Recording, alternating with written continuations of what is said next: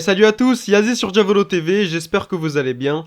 On se retrouve pour une nouvelle vidéo où on va mettre au point l'état de santé de Sioux et l'avenir de son manhwa Tower of God.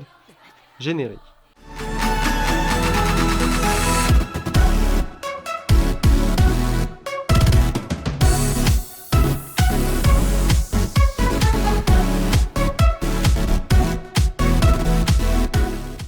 Depuis le 29 juin, le manhwa Tower of God est en pause indéterminée. Juste après la fin de la bataille du premier mur et l'introduction à la bataille du deuxième mur, l'auteur Sioux nous a hier donné de nouvelles informations concernant son hiatus.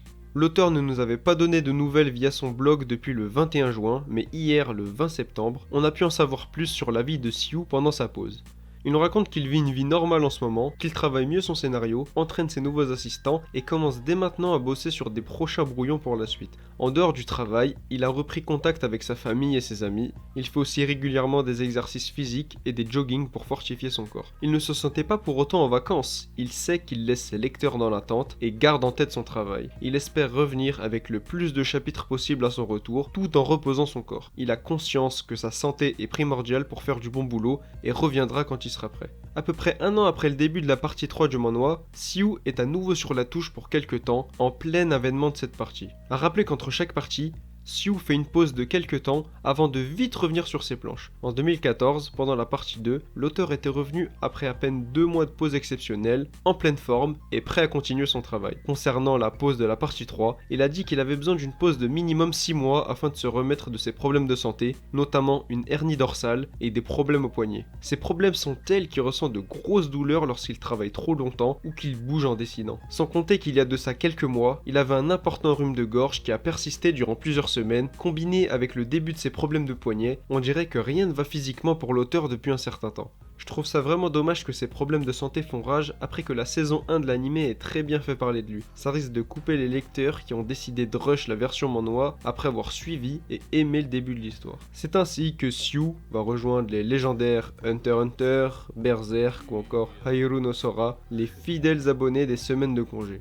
D'ailleurs, en parlant d'Hunter, Togashi lui totalise sa plus grande absence avec un record de 85 semaines actuellement, contre 80 semaines entre 2014 et 2016. J'avais fait une vidéo sur son possible retour en 2020 il y a quelques mois, et si d'ici la fin de l'année il a pas pointé le bout de son nez avec un nouveau chapitre, je serais obligé de faire une mise au point sur le cas d'Hunter x Hunter dans le Shonen Jump. C'est obligé.